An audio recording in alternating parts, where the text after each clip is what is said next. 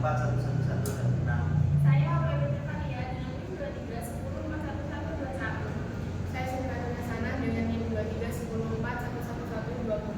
Saya Putri Nurlestari dengan NIM 2310411120. Saya Zainal Fahriya dengan NIM 2310411117. Nama itu konsep dasar model kerja atau bisa kita sebut dengan working capital. Model kerja adalah seluruh dana atau investasi perusahaan yang ditanam ke dalam aktiva lancar untuk bisa membiayai kegiatan operasional keseharian perusahaan dan meliputi persediaan piutang, kas, dan surat-surat berharga di mana seluruh investasi diharapkan kembali ke dalam perusahaan dalam waktu paling lama yaitu 1 tahun. Tak hanya itu, terdapat juga pengertian lain seperti berikut. Pertama yaitu konsep kuantitatif. Dalam konsep kuantitatif, pengertian model kerja adalah sejumlah dana yang tertanam dalam aktiva lancar yang berupa kas, piutang-piutang, persediaan, sektor biaya. Dana yang tertanam dalam aktiva lancar akan mengalami perputaran dalam waktu yang pendek, yaitu kurang dari 1 tahun. Jadi, besarnya model kerja adalah sejumlah aktiva lancar. Kemudian pengertian yang kedua yaitu konsep kualitatif. Dalam konsep kualitatif, pengertian model kerja dikaitkan dengan besarnya utang lancar atau utang yang harus dibayar segera dalam jangka pendek. Besarnya model kerja adalah sejumlah dana yang tertanam dalam aktiva lancar yang benar-benar dapat digunakan untuk membiayai operasinya perusahaan atau sesudah dikurangi besarnya utang lancar. Konsep yang ketiga yaitu konsep fungsional. Dalam konsep ini, besarnya model kerja adalah didasarkan pada fungsi dari dana untuk menghasilkan pendapatan. Nah, pendapatan yang dimaksud adalah pendapatan dalam satu periode accounting current income, bukan pada periode-periode berikutnya future income. Dari pengertian tersebut, maka terdapat sejumlah dana yang tidak menghasilkan current income atau kalau menghasilkan tidak sesuai dengan misi perusahaan atau yang disebut dengan non-working capital, sehingga besarnya modal kerja adalah yang pertama yaitu A, besarnya kas, 2 besarnya persediaan, C besarnya piutang yang dikurangi besarnya keuntungan, D besarnya sebagian dana yang ditanamkan dalam aktiva tetap. Besarnya adalah sejumlah yang berfungsi turut menghasilkan current income tahun bersangkutan. Selain itu, model kerja dibagi menjadi 2, yaitu model kerja kotor dan model kerja bersih. Yang pertama, model kerja kotor atau gross working capital. Model kerja kotor adalah keseluruhan aktiva lancar yang dimiliki perusahaan. Dengan demikian, seluruh komponen aktiva lancar seperti kas, piutang, dan persediaan merupakan komponen model kerja perusahaan. Konsep model kerja kotor hanya melihat model kerja dari sudut investasi pada aktiva lancar. Dengan demikian, jumlah model kerja kotor suatu perusahaan sama dengan total aktiva lancar. Model kerja kotor sama dengan kas ditambah piutang usaha ditambah persediaan. Yang kedua yaitu model kerja bersih atau net working capital. Model kerja bersih adalah selisih antara aktiva lancar dengan utang lancar. Konsep model kerja bersih tidak hanya melihat model kerja dari sudut pandang investasi, tetapi juga dari sudut pandang pendanaan. Dengan demikian, bagian aktiva lancar yang diperuntukkan membayar utang talak termasuk model kerja bersih perusahaan. Dengan kata lain, model kerja bersih merupakan model kerja yang benar-benar digunakan untuk operasional perusahaan, bukan untuk membayar utang. Model kerja bersih sama dengan jumlah aktiva lancar atau operasional dikurangi jumlah utang lancar. Aktiva lancar operasional meliputi kas ditambah utang usaha atau dagang ditambah persediaan. Sedangkan utang lancar meliputi utang dagang atau usaha ditambah utang aktual, yaitu utang bagi dan utang pajak. Selanjutnya pentingnya working capital.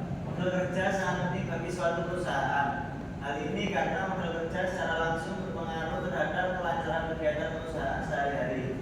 Ada beberapa alasan yang dikembangkan mengapa manajemen model kerja dianggap penting dan diantaranya adalah: 1. Dalam perusahaan manufaktur sebagian besar aktiva merupakan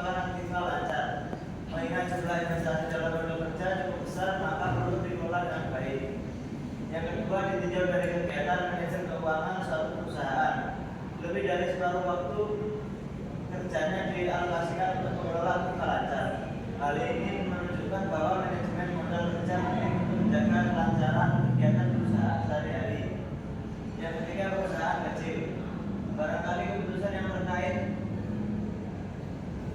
dengan modal kerja lebih penting dibandingkan dengan keputusan investasi jangka panjang, karena fasilitas usaha yang berkaitan dengan investasi jangka panjang sering diperoleh perusahaan dengan cara menyewa.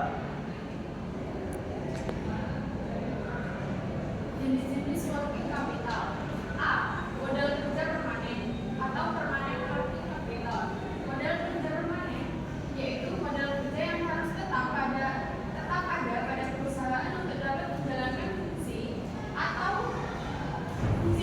atau dengan kata lain modal kerja secara terus-menerus diperlukan untuk kelancaran usaha. B. Modal kerja variabel atau variable working capital. Modal kerja variabel yaitu jumlah modal kerja yang jumlahnya berubah-ubah sesuai dengan perubahan keadaan dari modal kerja. Faktor-faktor yang mempengaruhi kebutuhan modal kerja. A. Jenis perusahaan. Jenis kegiatan perusahaan dalam praktiknya meliputi dua macam, yaitu perusahaan yang bergerak dalam bidang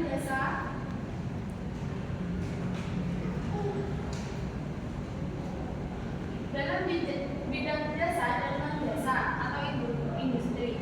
Yang B. Syarat kredit. Syarat kredit atau penjualannya yang pembayarannya dilakukan dengan cara mencicil atau angsuran juga sangat mempengaruhi modal kerja. C. Waktu produksi. Waktu produksi artinya jangka waktu atau lamanya produksi suatu barang. D. Tingkat perputaran persediaan dapat mempengaruhi perputaran persediaan modal kerja cukup penting bagi perusahaan. Kemudian siklus operasi dan siklus kas. Perhatian utama dari perencanaan keuangan jangka pendek adalah kegiatan operasi dan pendanaan jangka pendek perusahaan. Bagaimana siklus operasi suatu perusahaan sangat tergantung pada kegiatan masing-masing perusahaan. Kegiatan operasi jangka pendek perusahaan manufaktur misalnya meliputi pembelian bahan baku, penyimpanan bahan baku, pembayaran kas, proses produksi, penyimpanan persediaan barang, jadi penjualan produk dan pengumpulan kas. Sementara itu, kegiatan operasional perusahaan dagang meliputi pembelian barang dagang, penyimpanan persediaan barang dagang, penjualan dan pengumpulan kas. Kemudian penentuan siklus operasi dan siklus kas. Siklus operating cycle merupakan periode antara kegiatan pembelian bahan baku dan pengumpulan kas yang berasal dari piutang. Siklus ini terdiri atas dua bagian, yaitu jangka waktu persediaan atau inventory period dan jangka waktu piutang account receivable period. Jangka waktu persediaan adalah lamanya waktu sejak perusahaan mengadakan persediaan sampai dengan persediaan dijual. Jangka waktu piutang adalah lamanya waktu antara saat penjualan persediaan sampai dengan piutang ditagih menjadi kas. Siklus operasi yaitu sama dengan jangka waktu persediaan ditambah jangka waktu piutang. Bisa dilihat dari gambar berikut.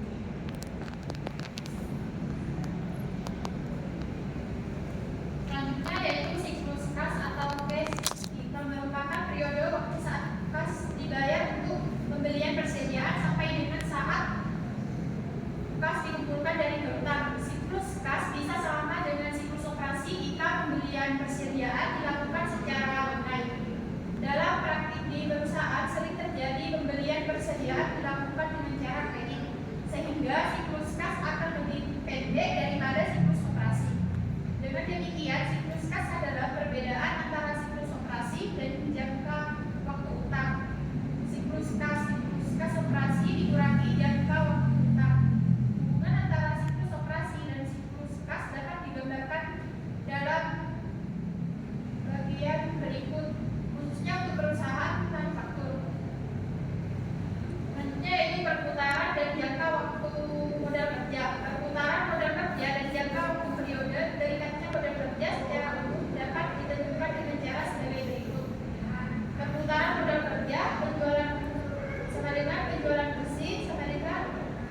dikali modal kerja rata-rata. Modal kerja rata-rata sama dengan modal kerja awal ditambah modal kerja akhir. Periode terikat modal kerja 360 hari dikali 1 hari per perputaran modal kerja. Secara lebih spesifik, perputaran modal kerja dapat dihitung dari perputaran masing-masing komponen modal kerja sebagai berikut. Yaitu perusahaan dagang. Yang pertama yaitu modal kerja terikat pada barang dagangan. Perputaran barang dagangan sama dengan harga pokok penjualan barang dagangan per persediaan rata-rata barang dagangan. Periode terikat modal kerja pada barang dagangan sama dengan 360 hari dikali 1 hari perputaran barang dagangan. Yang B yaitu modal kerja terikat pada piutang. Perputaran piutang sama dengan penjualan kredit sama dengan dikali per piutang rata-rata. Periode terikat modal kerja pada piutang yaitu sama dengan 360 hari dikali 1 hari per putaran piutang. Yaitu yang kedua itu perusahaan pabrikan. Yang A modal kerja terikat pada bahan baku. Perputaran bahan baku sama dengan biaya pemakaian bahan baku sama dengan dikali per persediaan rata-rata bahan baku. Periode terikat modal kerja pada bahan baku sama dengan 360 hari dikali 1 hari perputaran bahan baku. B yaitu modal kerja terikat pada proses produksi. Perputaran barang dalam proses sama dengan biaya produksi sama dengan kali per persediaan barang dalam proses. Periode terikat modal kerja pada barang dalam proses sama dengan yaitu 36 hari sama dengan kali perputaran barang dalam proses. Yang C yaitu modal kerja terikat pada barang jadi. Perputaran barang jadi sama dengan harga pokok penjualan sama dengan kali per persediaan rata-rata barang jadi. Periode terikat modal kerja pada barang jadi sama dengan 360 hari sama dengan kali perputaran barang jadi. Yang D yaitu modal kerja terikat pada piutang. Perputaran piutang sama dengan penjualan kredit sama dengan kali per piutang rata-rata. Periode terikat modal kerja pada piutang sama dengan 360 hari sama dengan kali.